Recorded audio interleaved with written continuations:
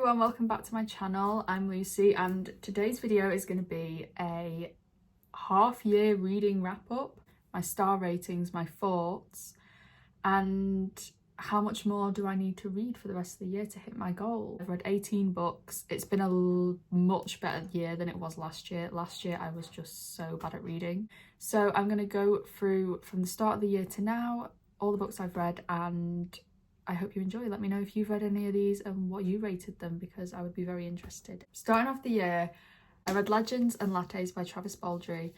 I got this in the 2022 hardback, half price hardback sale that Waterstones did, because my Waterstones was just doing it on every hardback and I was like, let's go crazy. I love coffee and like it's all about like fantasy creatures, setting up a coffee shop. It's quite low stakes, it's nothing crazy. There is some conflict in it. There's a woman romance in there as well. So it's kind of just a great cozy read and I really enjoyed it. I gave it 4 stars and it was a good way to start off the year on just like a nice chilled book. My next read of the year was a book that I'd been wanting to reread. I love rereading my books. I only keep books that I know I'm eventually going to reread. It is Kim Ji-young, born 1982, by Cho Namju.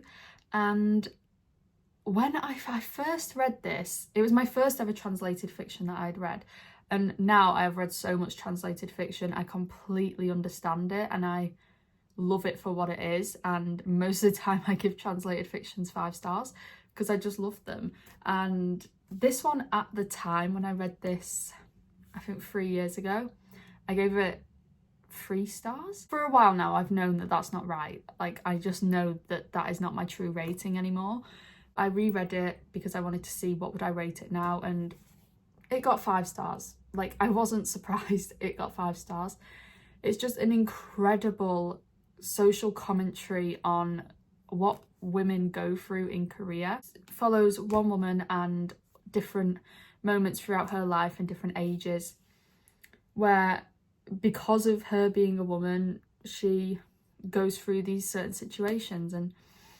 And it is an incredible book, really good if you want to read this to start getting into more translated fiction. Absolutely amazing, 5 stars. The next book I read was one that I had never heard of. So I started seeing on TikTok Stuff Your Kindle Day, and I'd seen it before and I'd never done it. And I found a book called, I'll put it on the screen, Frost and Fury. It's a part of the Awakened Gods series. It's like the Greek gods. It was like kind of like a Hunger Games Greek gods vibe. And I was obsessed with the premise of it. Like, it sounded amazing. And then as I read it, it was just like not feeling it. And it was very, very long. Overall, I gave it 2 stars. It wasn't a great read. Some of it made no sense, and yeah, I wasn't a fan, so I probably won't carry on that series because I know there's a second one. And it left it on a really weird cliffhanger as well. The next book I read was Christina Lauren, The Soulmate Equation. I gave this 3 stars. Did I? Oh, I gave it 3.5. Oh, I'm gonna be real, it's probably a 3 stars. Romance books just are not hitting it with me. They are just so, unless they've got something else to them, romance books are just so repetitive and there's always some stupid reason why they can't be together, but they want to be together, so why aren't you together? Why? Another thing that brought it down for me was there is a child in this book. Like, one of the characters has a kid and I just hate it, guys. I absolutely hate kids in books. I do like Christina Lauren. It's just romance in general is getting hit or miss for me at the minute. And my next book was my most anticipated read for like years. I was so excited for this, and rightly so. Oh my god, guys. Chain of Thorns from Cassandra Clare, final book in the Last Hours series. I didn't read it straight when it came out because last year was just a bad reading year for me, but as soon as I was in the mood to read it this year, I picked it up, read it, loved it. It has had so many mixed reviews and I can see why. I feel like the writing does get lazy, but I feel like we get so much more of an insight into different people in the book. There's things that happen that break my heart and I love the ending. Overall, I did love the ending, so I was very happy with it. I obviously gave it 5 stars. Why wouldn't I give this 5 stars? It's like, oh, it's everything to me. Book number 6 of the year was one that I read after the TV show came out. It kind of spurred me to read it. And I was supposed to be buddy reading this with my mum. We were supposed to be doing like a book club, and then she never read it. She bought it and never read it, and I just read it on my own. My 6th book of the year was One Day by David Nichols. It was a bit of a letdown, guys. I think reading the book just kind of demonstrated how much these two people shouldn't have been together, and they maybe should have just left it where it was. It's like 400 pages of just complete miscommunication. So I gave One Day 3 stars. It was still a good read, very emotional at the end, and I don't think I would reread it. But the TV show was great. Absolutely loved the show. Kind of brought the best out of the characters, even though they were both terrible people. Next up was some books that I've owned for a long time and I've just never gotten around to reading. And I kind of set myself the goal of reading all 3 books in this series, one after the other. I did actually do a reading vlog on my channel if you want to go check that out. The first book was Clockwork Angel by Cassandra Clare. Oh, it was just so good, guys. Like, these books aren't small. They aren't small books, and it did not feel like I was reading books that were very long. Like, I was just having such a good time. I enjoyed myself so much reading them, and I gave Clockwork Angel 5 stars.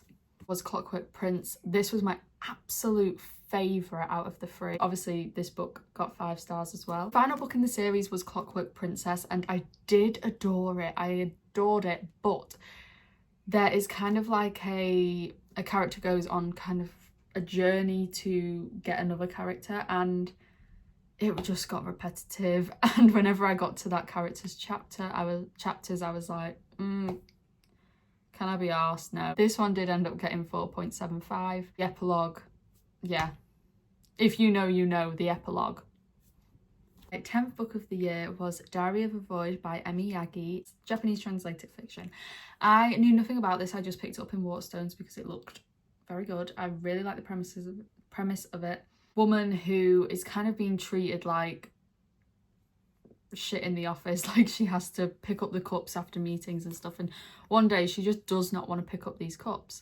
So what does she do? She says she's pregnant when she's not, and then she kind of falls into this lie that she is pregnant. She gets to the point where she is genuinely convinced she is pregnant, and she's obviously not. She herself is delusional, and you know, we all love a delusional queen, but kind of pushing the boundaries there, honey. It was a little bit repetitive at times, and it got 2.5 stars from me. I thought it was a great piece of translated fiction. My next book of the year was one that I was really excited for. It was Bride by Ali Hazelwood. It's a vampire and a werewolf. Do you really think that I'm not going to like that? Literally my entire vibe.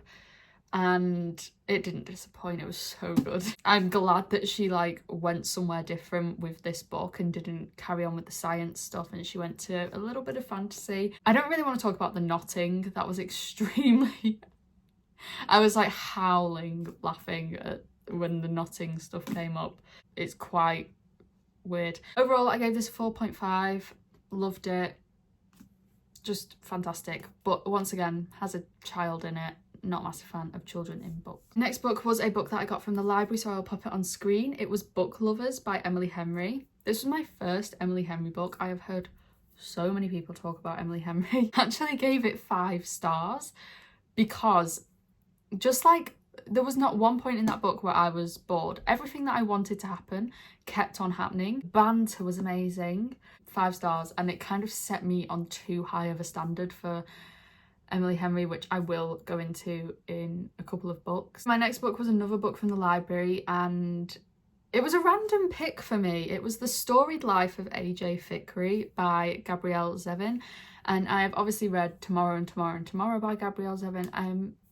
I don't know why, but I thought she was a very young author. I literally do not ask me why. I I just thought she was. So I didn't know, I thought that was a debut novel. Turns out she had other stuff, so I was quite excited to read this. And oh my god, guys, it gave me the vibes of translated fiction, where it was very heartwarming, very life-affirming, and I really loved it. Quite a short book as well, so I would literally recommend it to everybody. I gave it 5 stars and I was so surprised, because when I picked it up I thought this is just gonna be like a random read. Might not even get to it, might just take it back.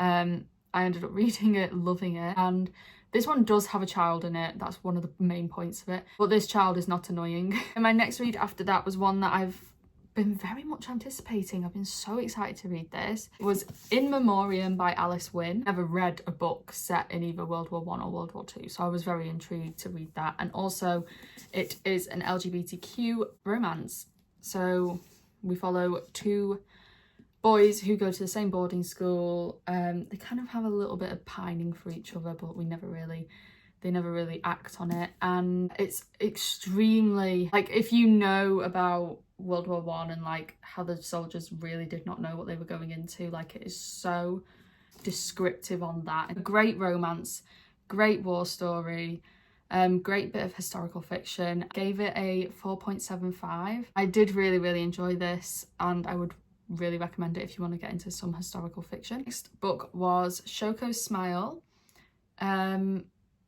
Oh, sorry, Choi Eun-young, I'm pretty sure the author's name was. If I'm wrong, it'll be on the screen, obviously. It was a collection of short stories, basically. It was translated fiction. And I only enjoyed a couple of the stories, and then after that, I literally had to give up with it. Shoko's Smile and Jinchao, probably one of the worst translated fictions I've read.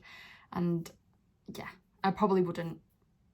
I would recommend it to read Shoko's Smile, and maybe if you wanted to check out the other ones, but Shoko's Smile, definitely really good short story. 2 stars overall, and it was a DNF. 16th book of the year was a big letdown. You and Me on Vacation by Emily Henry. Guys, I gave this 2 stars. After Book Lovers, I was so hyped to read another Emily Henry book. And yeah, I'm not a massive fan of Friends to Lovers, really not. The timeline thing of it, where it kept going back to one summer, back to this summer, back to that summer, back to this summer, and I'm like, oh, I'm getting whiplash. The summers that we kept going back to were so boring. I sound insane, I keep saying the word summer. It wasn't until the summers that got closer to the current summer that we found out why these characters stopped talking to each other. And I thought I would have just rather known about that one summer. I didn't want to know about a summer that happened 10 years ago. Like, I could not care less. And it doesn't add anything to these characters or their relationship. So yeah, and I wasn't a massive fan of the 2 main characters either. I couldn't tell you the names, to be honest. Alex? Is that a name? Maybe. My 17th book of the year was another one from the library. So Carrie Soto is back. Challengers came out recently, the new film with Zendaya, and I watched it and I loved it, absolutely loved it.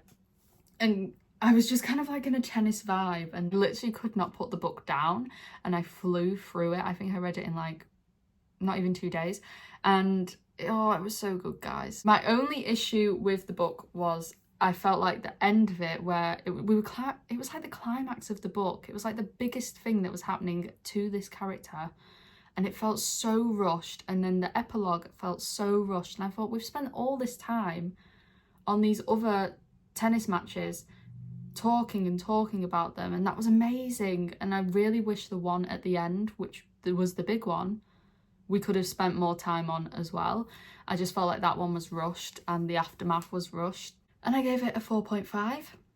Loved it. I probably would buy it if the covers weren't so ugly. My final book, which I literally finished yesterday, Cross the Line by Simone Soltani. I've said a million times in this video, romances are just hitting a point with me now where they've got to have something to them. And I thought this one would, because it is a Formula One romance and I love F1.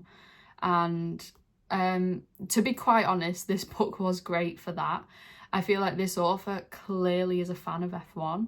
She incorporated so much of the terminology, and you could tell that like certain teams and certain drivers were kind of like emulated from real teams and real drivers.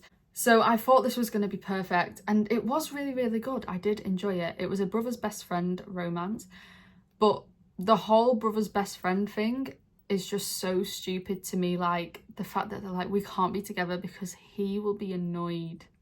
Who gives one? Like, just, who cares that he will be annoyed? Why aren't you together? Another thing that kind of spoiled it for me was the epilogue and the bonus chapter at the end. I thought they were extremely unnecessary. It didn't even need to happen, to be fair. We ended on a good note for all the characters. But overall, I did love the Formula 1 element. I did enjoy the couple. I enjoyed the diversity of the characters. It got 3 stars from me. It didn't hit. It didn't hit. So that was all the books that I've read so far this year in 2024. My overall goal on Goodreads is 24. I think I'm definitely going to hit that. But last year I really struggled, so that's why I set it quite low this year. Let me know if you've read any of what I've read so far this year, and what's your reading goal? I really want to know. I love seeing people's reading goals. Thank you so much for watching, and I'll see you in my next video. Bye!